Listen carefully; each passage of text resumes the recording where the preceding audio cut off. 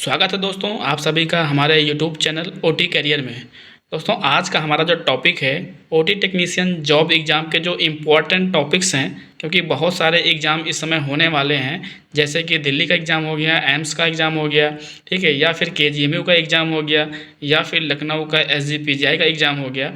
तो जो बच्चे तैयारी कर रहे हैं उनके लिए जो मेन टॉपिक है, उस टॉपिक्स के कहाँ कहाँ से क्वेश्चन आ सकते हैं, उसी के बारे में आज इस वीडियो में हम जानते हैं। तो आइए आगे बढ़ते हैं और सबसे पहले देखते हैं कि हमारे क्वेश्चन कहाँ से आएंगे। सबसे पहले हमारा जो क्वेश्चन है एनाटॉमी एंड फिजियोलॉजी से आएगा, और उसमें हमको क्या पढ़ना है, human body structure and organ systems, bones, muscles, nervous and basics चीज़ें आपको पढ़नी है। इसमें आपको अंगों की सामान्य जानकारी आवश्यक होती है। ठीक है, ये आपका एनाटॉमी एंड फिजियोलॉजी से हो गया। आगे अगर देखते हैं तो आगे आपका ओटी इंस्ट्रूमेंट से देखते हैं तो कॉमन सर्जिकल इंस्ट्रूमेंट, ठीक है, जो जनरल इंस्ट्रूमेंट्स हैं वो उनके इस्तेमाल कहाँ पर उनके इस्तेमाल होते हैं, जैसे कि फॉरसेप्स, रिट्रैक्टर्स या फिर सीजर।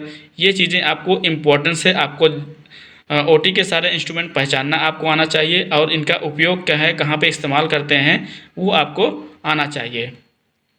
आगे टॉपिक की बात करें तो आगे आपका मेन एक टॉपिक आता है important topic, sterilisation and disinfection. बहुत ही इंपॉर्टेंट टॉपिक है, यहाँ से क्वेश्चन ज़रूर आता है। इसमें आपका ऑटोक्लेव, ठीक है, ईटीओ या फिर chemical method, sterilisation, biomedical waste बहुत ही इंपॉर्टेंट टॉपिक है। और ओटी की साफ़ सफाई और संक्रमण के नियंत्रण के नियम, या फिर ओटी को कैसे स्टरलाइज करते हैं, इन सब चीज़ों का बहुत ही विशेष आपको जानकारी होनी चाहिए। यहाँ के इस टॉपिक से क्वेश्चन ज़रूर आते हैं, एक दो क्वेश्चन ज़रूर आएगा आपके सारे एग्जाम में। अगले टॉपिक की बात करें तो सर्जिकल प्रोसीजर, ठीक है, सर्जिकल प्रोसीजर जैसे कि बेसिक ऑफ जनरल प्रोसीजर, या फिर general surgery, ortho surgery, ENT surgery, eye surgery, या फिर गायनिक सर्जरी। ठीक है, सर्जिकल में पोजीशन, मेन आपका पोजीशन, ठीक है, सर्जिकल सारी पोजीशन आपकी lithotomy position, prone position, supine position, ये चीज़ें आपकी सर्जिकल प्रोसीजर के अंदर जो टॉपिक्स है, यहाँ से आपको क्लियर होना चाहिए। आपको ये थोड़ा सा आपको पढ़ना पड़ेगा।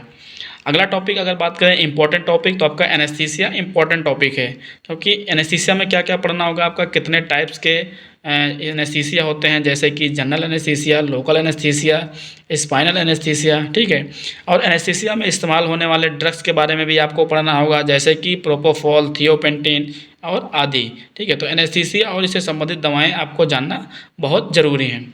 अगले टॉपिक के बारे में बात करें अगला टॉपिक आपका आता है इमरजेंसी ड्रग्स। ठीक है, अगर आप ओटी में हैं तो ओटी के अंदर एनेस्थीसिया ट्रॉली होगी, और एनेस्थीसिया ट्रॉली में इमरजेंसी ड्रग्स कुछ होंगे। ठीक है, इमरजेंसी ड्रग्स ज़रूरी है जानना आपको, जैसे कि एड्रेनलिन, एट्रोपिन और डोपामिन। ये आपको क्रैश कार्ड की जानकारी होनी चाहिए। क्रैश कार्ड आप क्या होगा, उसमें क्रैश कार्ड में कौन कौन सा इंजेक्शन रखते हैं वो आपको जानकारी होनी चाहिए। और इमरजेंसी में जितने भी इस्तेमाल होने वाली दवाइयाँ हैं उनकी आपको पहचान और उनका उपयोग आपको आना चाहिए। ये आपका एक इम्पॉर्टेंट टॉपिक है। ठीक है, अगले टॉपिक के बारे में बात करें तो ओटी के प्रोटोकॉल्स और सेफ्टी क्या क्या होते हैं, ये आपको पता होना चाहिए, क्योंकि एग्जाम में इससे क्वेश्चन आता ही आता है। ठीक है, तो इसमें आपका हैंड वॉशिंग, अगर प्रोटोकॉल्स की बात की जाए तो आपका हैंड वॉशिंग या फिर सर्जिकल हैंड वॉशिंग, गाउनिंग, ठीक है, ग्लोविंग, इन्फेक्शन कंट्रोल्स रूल, और ओटी में साफ़ सफाई और सेफ्टी ज़रूरी है। ये आपका इम्पॉर्टेंट टॉपिक है। आगे अगले टॉपिक की बात की जाए तो पेशेंट हैंडलिंग एंड ट्रांसपोर्ट, बहुत ही इंपॉर्टेंट टॉपिक ये है, और बहुत ही इम्पॉर्टेंट भी होता है कि पेशेंट को कैसे हैंडल किया जा रहा है, और पेशेंट को कैसे एक ओटी से दूसरी जगह प्री ऑप में या पोस्ट ऑप में कैसे शिफ्ट किया जा रहा है। ठीक है, इसमें क्या है, pre op and post op patient care. ठीक है, सर्जरी से पहले और सर्जरी के बाद की जो केयर है वो आपको पता होना चाहिए, पेशेंट की पोजीशन पता होना चाहिए। ठीक है, और आप सेफ तरीके से उसको एक जगह से दूसरी जगह शिफ्ट कैसे करते हैं, ये आपको जान आना चाहिए। आपका इम्पोर्टेंट टॉपिक है। ठीक है, इसके बाद बात करते हैं मेडिकल एब्रेविएशन। ठीक है, तो common OT surgery and short form, जैसे कि एनपीओ, जीए, एलए, ईसीजी, इन सब का आपका फुल फॉर्म पता होना चाहिए, क्योंकि यहाँ से भी एक क्वेश्चन आपका बन सकता है।